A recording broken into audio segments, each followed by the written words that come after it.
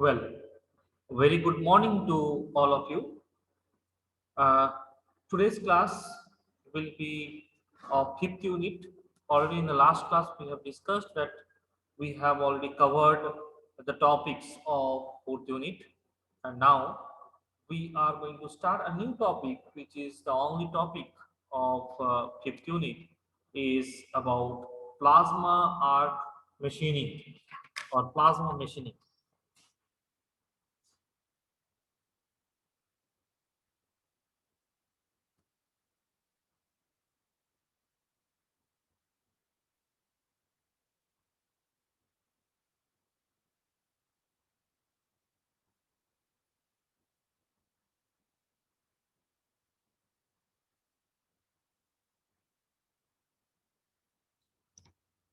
Well, in the last class already I said this is a very important and very interesting topic, plasma arc machining. And before starting this complete machining process, one by one we will study what is plasma, then arc. So you people are well known about it, and machining also.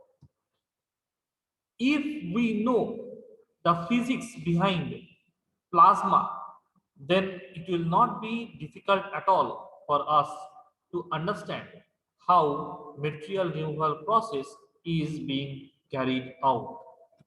Well, so our first intention is to know about plasma.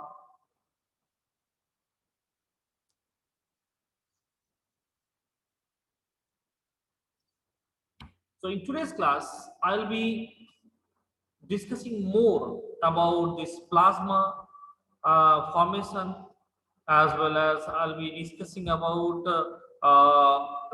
what all happens in case of generation of plasma, or what are the procedures which is followed in generation of plasma.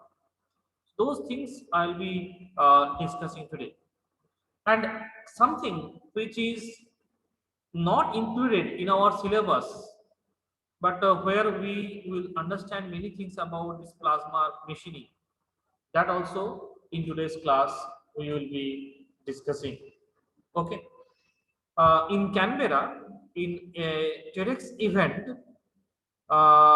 we have a lecture of a scientist who is dealing with the application of plasma in space technologies, uh, like what happens in their space stations, or how we are going to launch something to some other planets, probably to moon or Mars or any other planets, and how effectively we can do.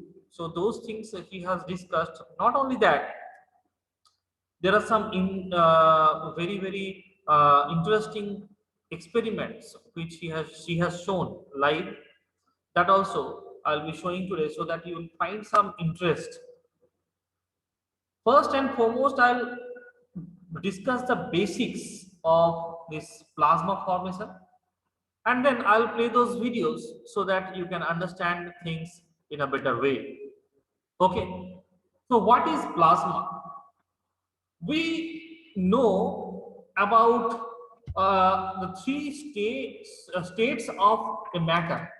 We know very well that we have got solid state,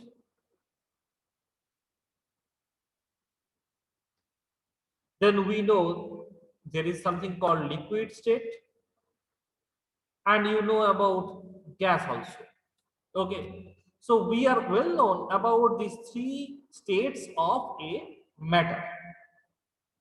I am saying that plasma is the fourth stage or fourth state. Plasma is the fourth state of a matter. Now, whether we should move in this direction or we should move in this direction, whether the first state is solid, second one liquid, third one gas, and fourth one is plasma, or we do the mistake Whether the plasma will come first, then gas, then liquid, then solid.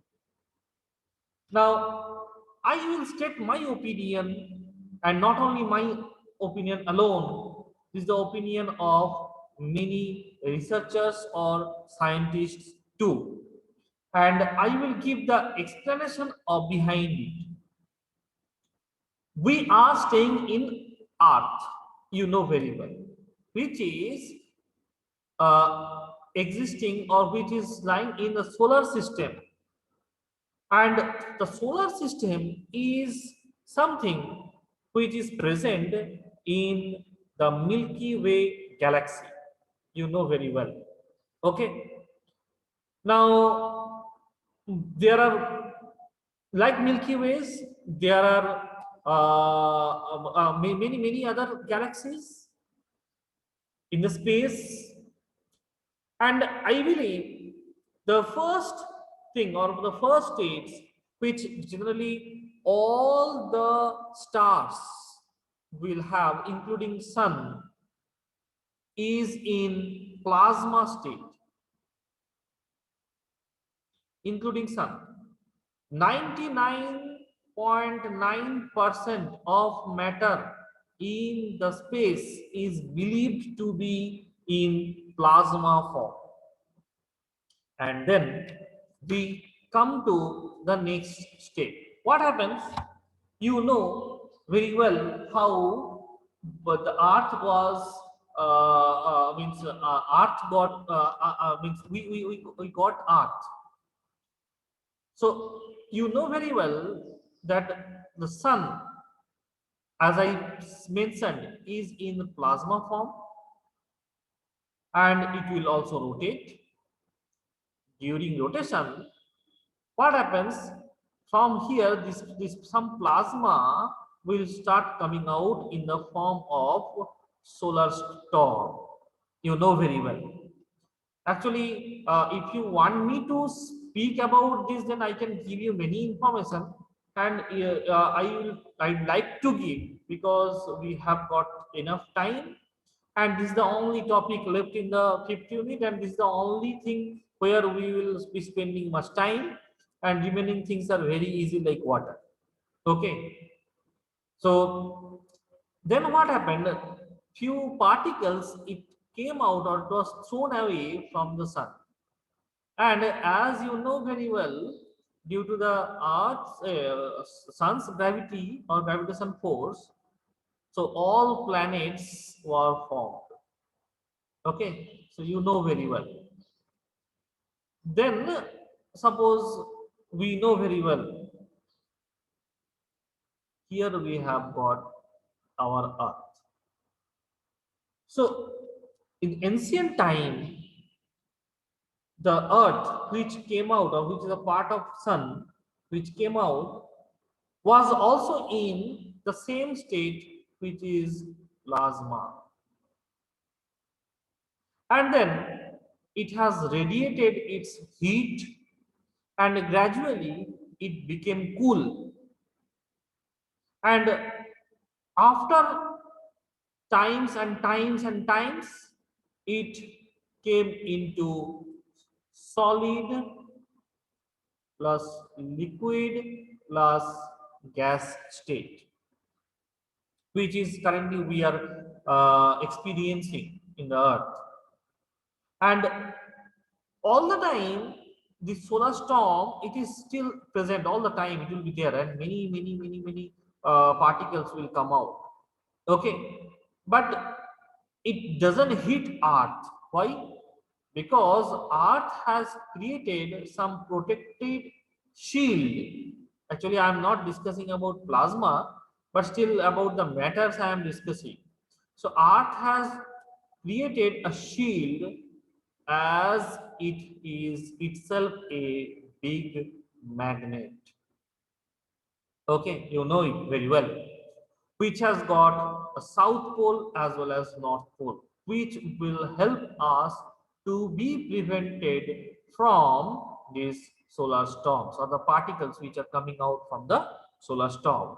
Well, you know very well some Baria australis, so you can find some rays okay, which are present in the north pole as well as south pole of earth. Okay, so those are nothing but those storms which are coming out.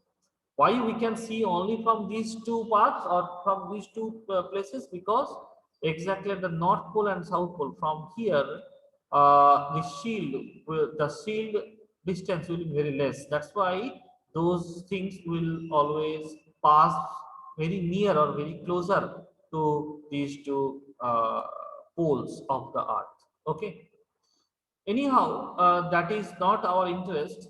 Our interest is this thing, as I said, plasma.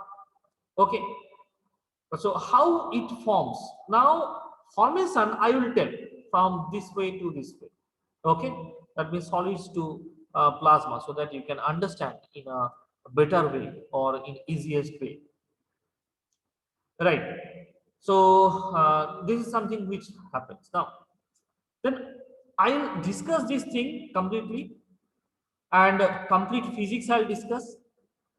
After that, few examples. As I said, I'll be playing some videos where you can find some examples, very interesting examples. Okay, and you can understand also, I think.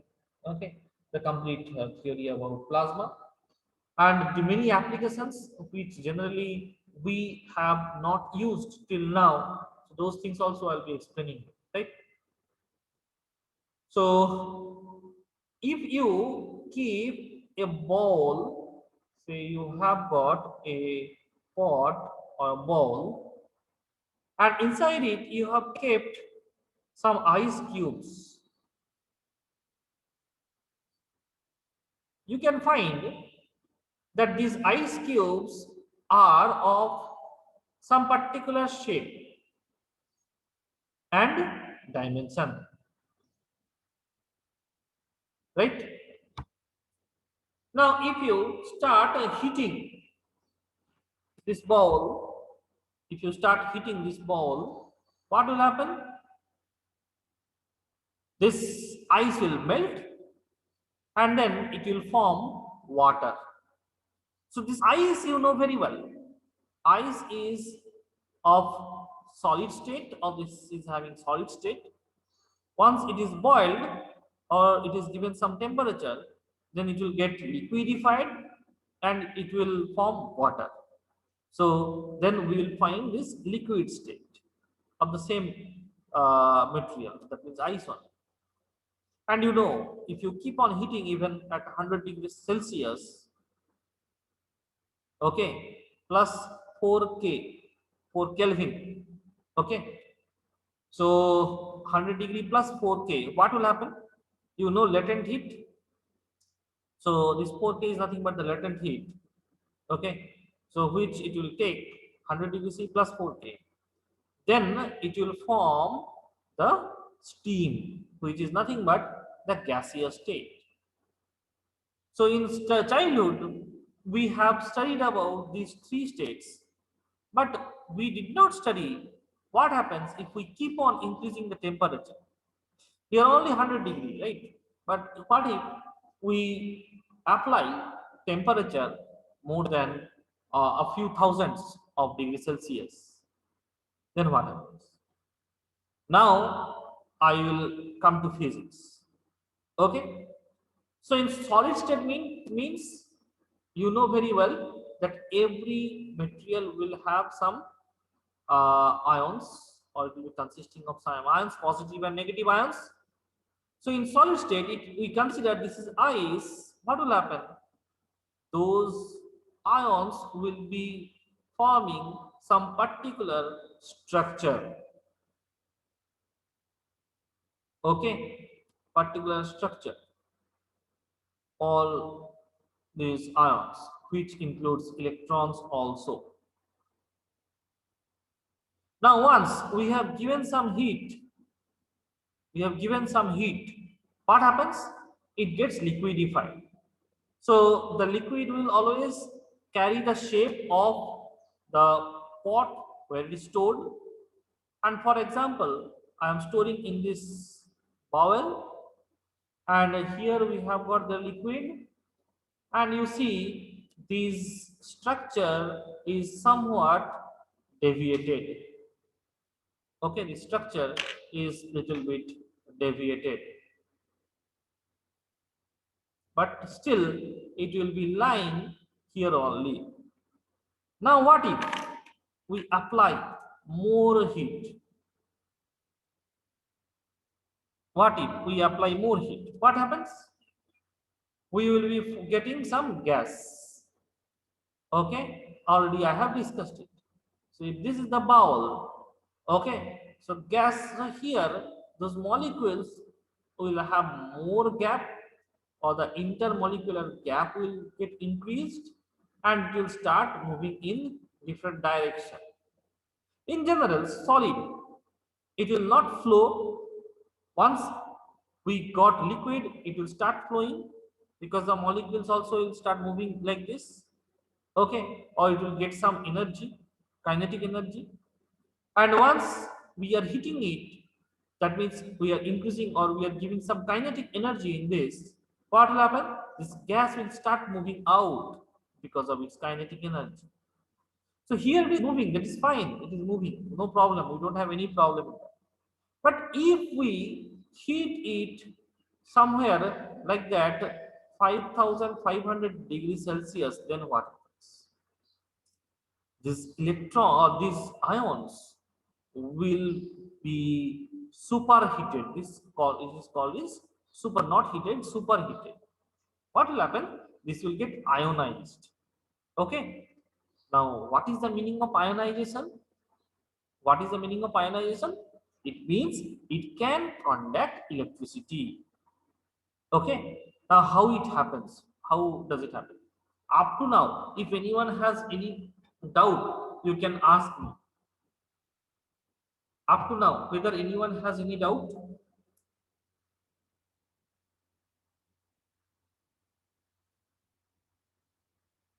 Just give some response.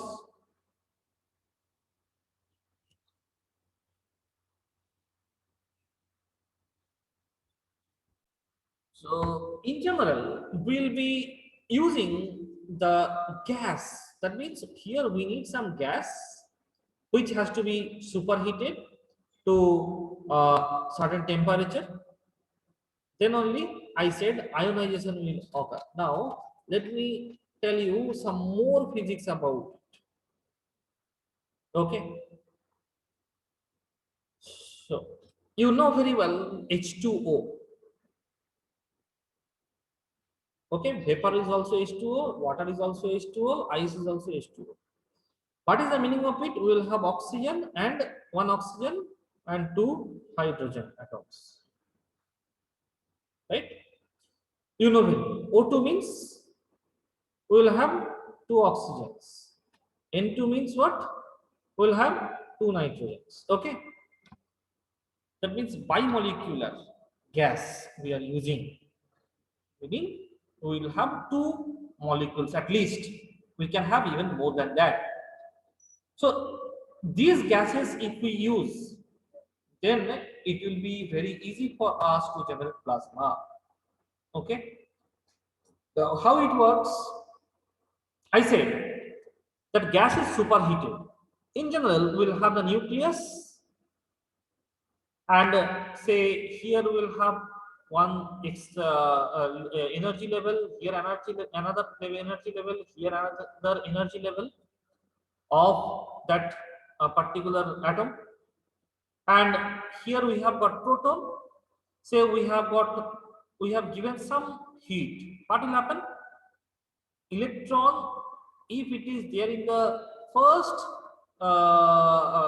this thing, then it will get, or first level, it will get excited and it will come out here. Already in electron beam machining, we have studied it. Now, then what happens if we even apply more heat? This will come out to the outer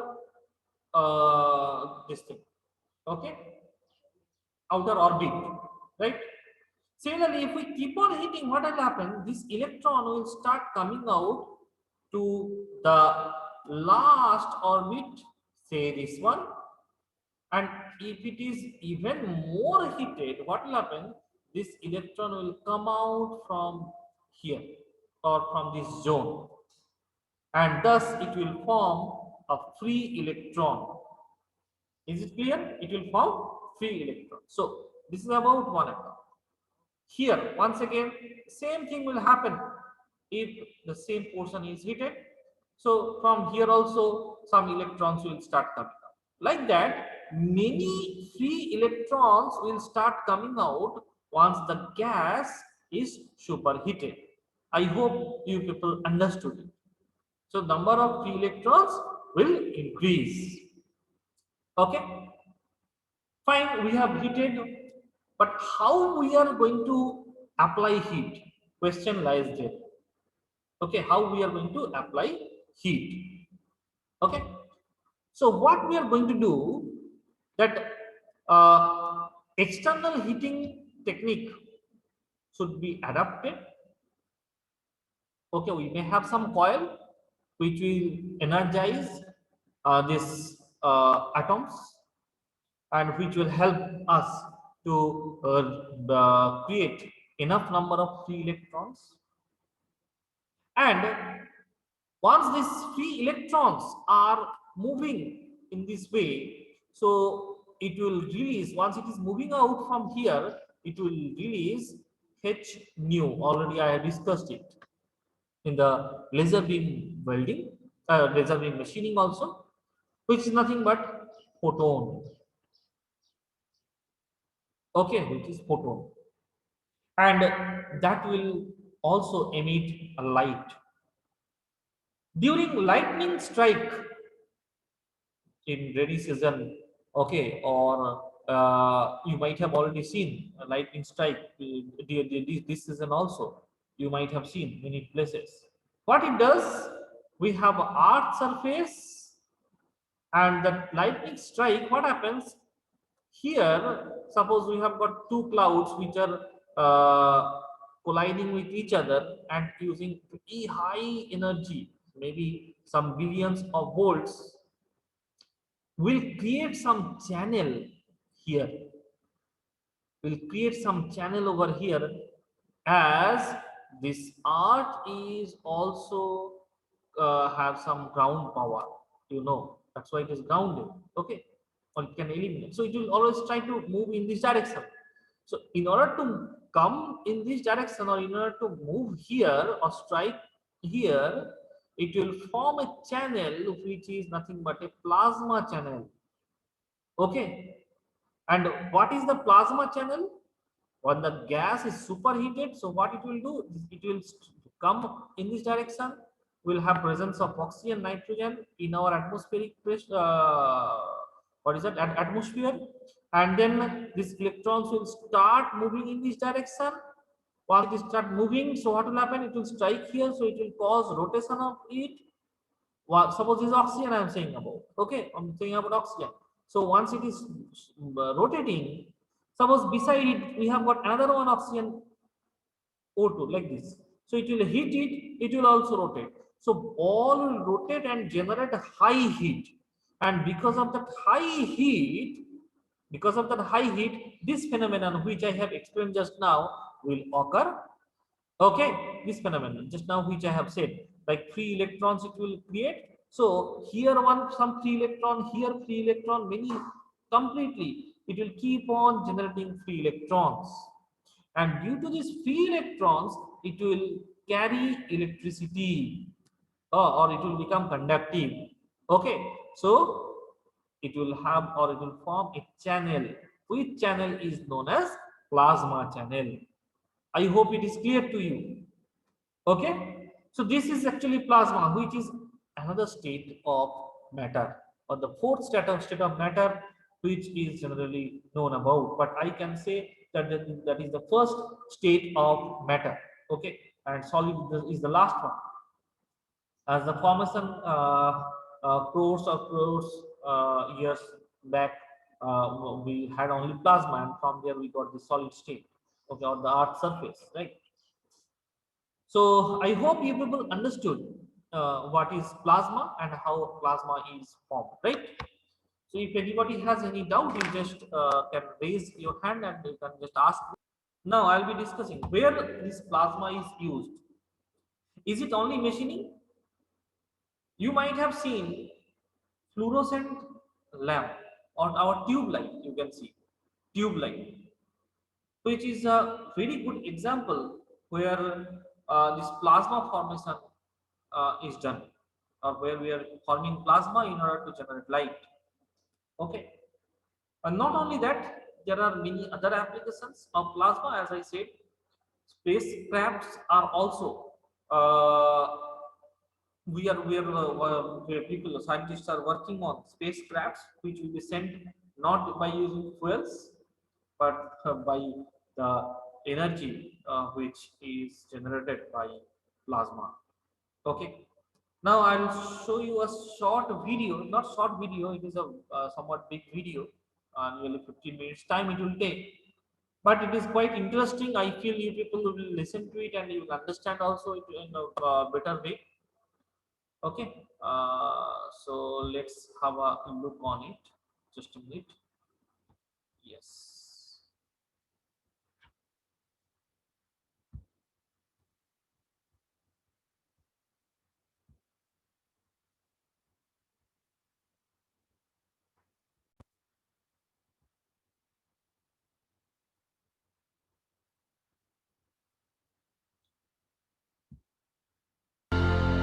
Have you ever sat on a beach at night and wondered at the stars, the galaxies, the planets? Maybe you've even dreamed of being an astronaut, of sailing through the stars and onto Mars and beyond. I have heard that TED audiences are adventurous. I am looking for adventurous people today to ask you to imagine the adventure of a lifetime, a round trip to Mars. My early days were in Brittany, a coastal area in France, where I used to love sitting on a beach at night and watching the stars. I dreamed of stars, I dreamed of traveling to the planets, but I never ever thought that my life and passion would become one where I was helping to build the starships, the rockets that would reach for truly uncharted frontiers, Mars and beyond. My life and work now involves research on space travel and plasma rockets, and many nations get together to develop the space missions of the future. Of course, our sights are set onto Mars. We are here on planet Earth, which is surrounded by a gaseous atmosphere which contains mostly air, which we breathe in and out. Outside this cocoon is space and deep space, which contains the solar system, our galaxy, the Milky Way, and other galaxies. 99% of ordinary matter in the universe is in the plasma state. Most stars are made of plasma, and we want to use this state to propel our rockets into space. So plasma is the fourth fundamental state of matter, starting from solid to liquid to gas to plasma by raising the temperature. Just imagine an ice cube which would melt in your hand to become water as a liquid. You could then boil this water in a kettle and get water vapor, and you could put more energy and heat into this water vapor to dissociate and ionize the water molecules so that they could reach the high temperatures of the plasma state. So a plasma is a very hot ionized gas which contains light and photons and charged particles, the negative electrons, and the positive ions, and sometimes negative ions. These charged particles give the plasma very interesting conductive properties, similar to those of metals. So the sun is a very, very hot ionized plasma with a temperature of 15 million degrees Celsius in its core, 6,000 degrees at the surface, a little bit cooler, but still very hot. In the center, you have fusion reactions of hydrogen atoms, which releases an enormous amount of energy in the form of radiation and light, and of charged particles. The charged particles form the solar wind, which expands and flows out of the sun's surface and starts traveling into space and impacting on anything it will find on its way. Fortunately for us, Earth is also a big dipole magnet with the north and the south pole, and this creates a protective magnetic shield around the atmosphere, which is called the magnetosphere, and this shield limits the impact of the solar wind onto Earth. And this interaction can be seen in the polar regions, in the north and south poles, and you can see these beautiful northern and southern lights from Norway or from Canada or from Antarctica. But a naturally occurring plasma familiar to us all is lightning strikes. These are very powerful, with up to 1 billion volts of electricity in the air looking for a path to ground or to Earth. So when lightning strikes, it heats and ionizes the air along its path, and you get a plasma. So how about we make a plasma or mini lightning strike now on stage?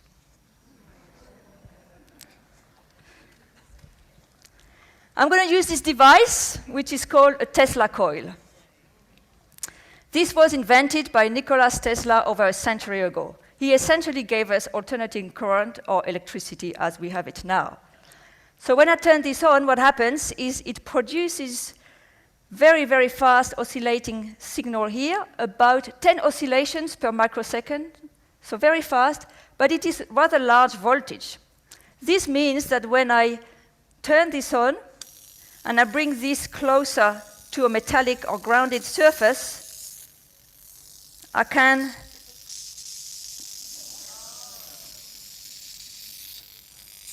trigger a spark of plasma. You see that light? So the light are the photons which are emitted by the plasma. You don't see the charged particles, but they are here, and they carry the current from the tip through the plasma and to ground.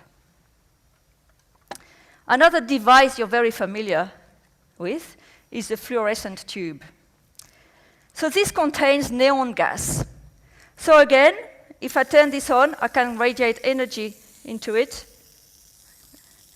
and ionize the neon gas which is in here. So this is a lighting device, a few dollars. You know what this is?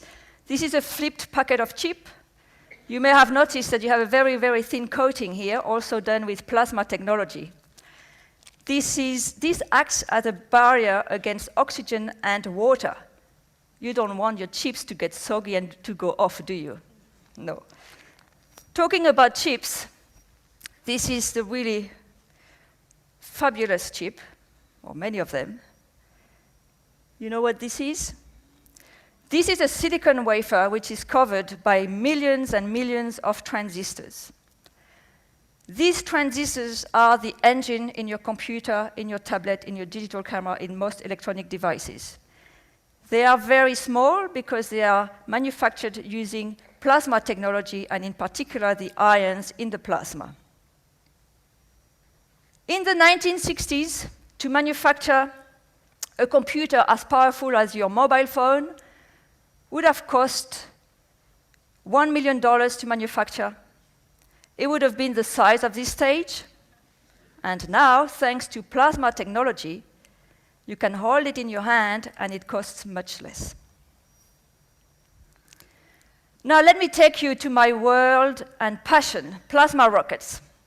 There was a trigger in my life quite a few years ago when I had the opportunity to spend considerable time with NASA crew of shuttle flight STS-111, which went to the International Space Station for about 10 days. The crew was in its final stage of training in Houston. And it is important to say that to access space, we must use powerful chemical rockets, which burn a huge amount of propellant to give us a force big enough to overcome gravity during takeoff.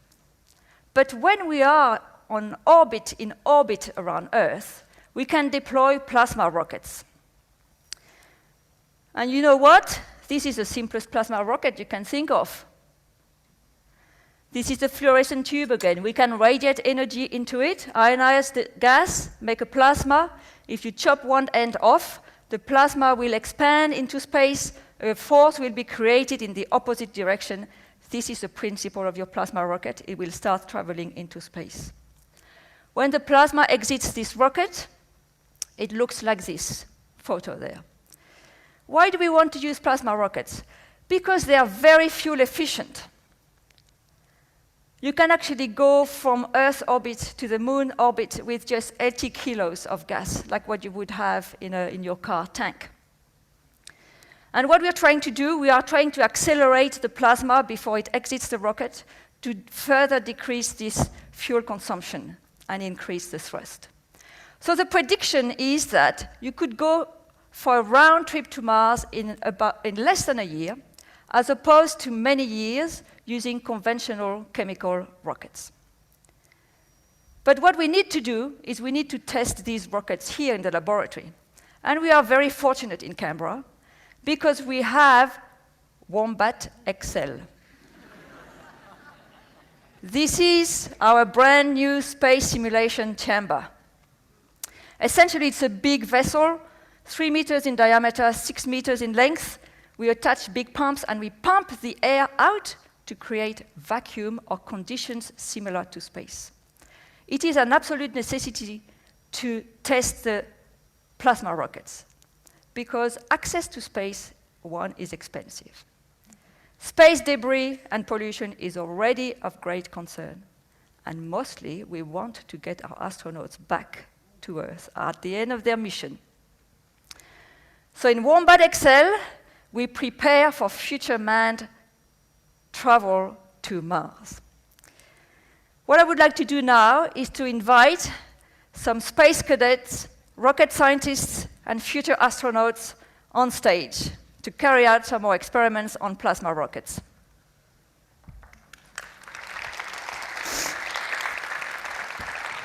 Okay, please come here, this way. I'll give you one tube. Give you one tube, just here. Hold it. Come a bit closer to me. Okay, so we're going to try and see if we can create a glow. Look at that. So what's happening here? It's called a skin effect. The current is going through the plasma. It's actually being carried at the surface of your skin and to ground. But you're all right? And if I put my hand here, I get half of the current. This is a radio frequency signal, a bit like a radio antenna, radio emitter. So it travels at the surface of the skin, called the skin effect. We use this in our plasma rockets. You can see that the plasma doesn't go past your hand, so the current is going this way, and I'm not getting anything. If I put this here, I'm getting most of the current, you're getting a little bit. Let's try with you, just like this. There we go. Did you feel anything? No. That's good. So if you look at that, we can get both going. Excellent. So that's the first step. But we said that we are adventurous, aren't we? Yes. Well, we need a special device. Whoops, this way. Oh, wrong one.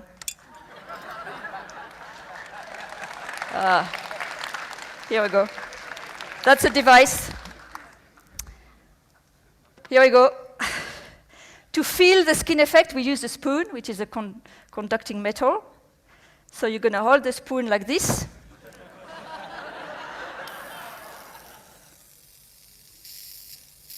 Do you feel the tingling? Yeah. The bit of heat? Yes? Yes. Okay, how about you just hold this here now. You hold it here, and you can also hold her hand like this. And we're going to try this. Who knows? We'll see what happens. Huh? It doesn't work. Oh, we got one going. Yes?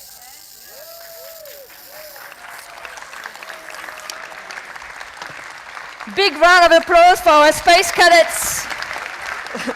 Thank you very much.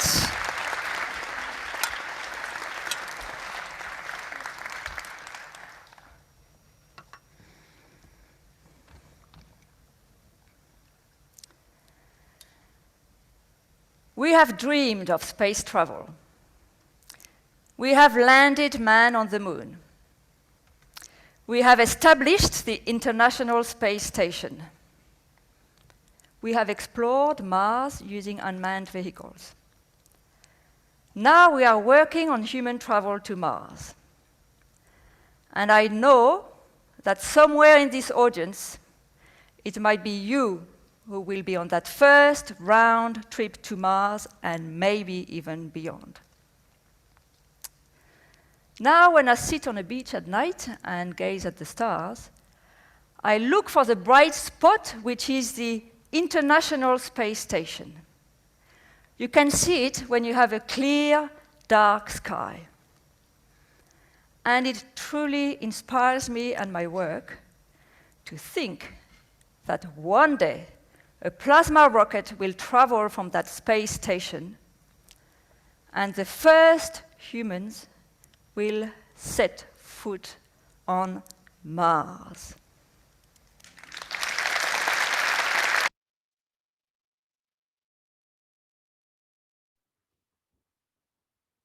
So I hope you like this, what she was mentioning about plasma, and she has shown some experiments. So I hope you people like this, right? And you have already come across the term called plasma TV, and you know what is the pixels. So in the next class, I'll be just give you a small idea about that, and then we will move ahead towards machining. Okay. So I hope you got sufficient idea about the plasma, isn't it?